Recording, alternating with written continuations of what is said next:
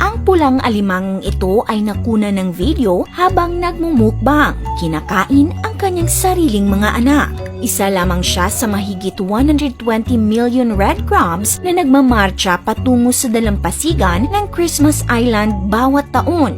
Ang kalsadang kanilang dinadaanan ay ipinapasara at may overpass pa na ginawa para lamang sa kanila upang masigurong hindi sila masasagasaan at ligtas silang makakatawid ng kalsada. Bakit nga ba taon-taon ay dinadagsa ng milyon-milyong alimango ang dalampasigan ng Christmas Island? At bakit ganun na lang sila kahalaga para sa isla?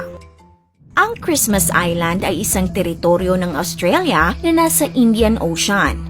Pinangalanan itong Christmas Island dahil nadiskubre ni Captain William Minors ang isla sa araw ng Pasko. Sa 2016 census, may 1,843 katao ang naninirahan sa Christmas Island. Kilala ang isla sa taglay nitong ganda at biodiversity, ngunit ang nagpa-unique at pinakatumawag talaga ng pansin ay ang milyon-milyong red crabs na naninirahan dito. Ang mga red crabs ay native sa Christmas Island at sa islang ito mo lang makikita ang mga alimangong ito. Sa gitna ng isla ay matatagpuan ang isang rainforest kung saan naninirahan ang mga red crabs dahil isa silang species ng land crab.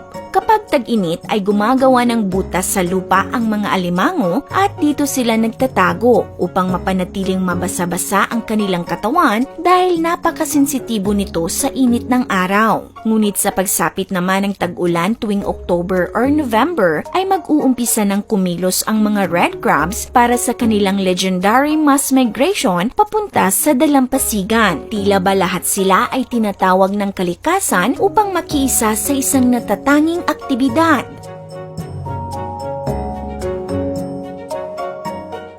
Taon-taon tuwing sasapit ang tag-ulan ay ginagawa ng mga red crabs ang kanilang paglalakbay. Nagmamarcha sila mula sa gubat patungo sa dalampasigan ng isla. Sa mga panahong ito ay isinasara pa ang ilang mga kalsada kung saan sila dumadaan. Makakakita ka rin ng mga babala na huwag hahawakan o istorbohin sa paglalakad ang mga red crabs. At hindi lang yan, mayroon pa silang espesyal na overpass na ginawa para lang talaga sa kanila nang sa ganun ay ligtas silang makakatawid. Ginagawa nila ang buwis buhay na paglalakbay na ito para lang sa isang layunin, ang makapagparami. Sa dalampasigan sila pumupunta dahil sa dagat nila nire-release ang kanilang mga itlog. Magtatagpo ang mga lalaki at babaeng red crabs sa dalampasigan. Ang mga lalaki ay gagawa ng lungga malapit sa dalampasigan. Pagkatapos makipagtalik ay babalik ang mga lalaking alimango sa rainforest. May iwan naman ang mga babae sa kanilang lungga at maghihintay para makapangitlog. At pagkalipas ng 12 or 13 days, kapag sumapit na ang high tide, kapag kalmado na ang mga alon at unti-unting tumataas ang tubig, magpupuntahan ang mga babaeng red crabs sa dagat upang i-release ang kanilang mga itlog. Tinatayang nagtataglay ang bawat isang female red crab ng nasa 100,000 na mga itlog. Importante na naka-high tide ang dagat para madali nilang marating ang tubig dahil nga isa silang land crab at hindi marunong lumangoy. Sa katunayan, ang ilan sa mga alimango ay nalulunod at namamatay. Ganun pa man, isinasakripisyo nila ang kanilang buhay para lamang mailagay ang kanilang mga itlog sa dagat at masiguradong maipagpapatuloy ang kanilang species.